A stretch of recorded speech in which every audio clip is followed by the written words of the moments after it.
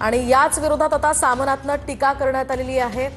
दरम्यान राज्यपालांसोबतचा संघर्ष पुन्हा अटळ असल्याचं सामनानं म्हटलंय।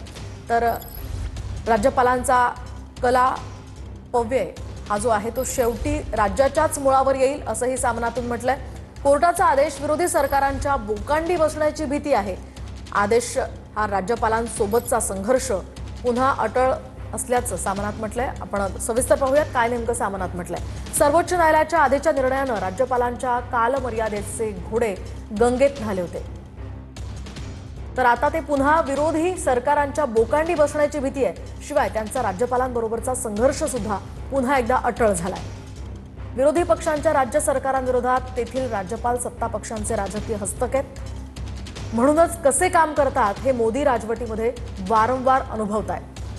विरोधी पक्षांच्या सरकारांची सर्व बाजूंना कोंडी करण्यासाठी राज्यपाल पदाचा सर्रास गैरवापर केला जातोय।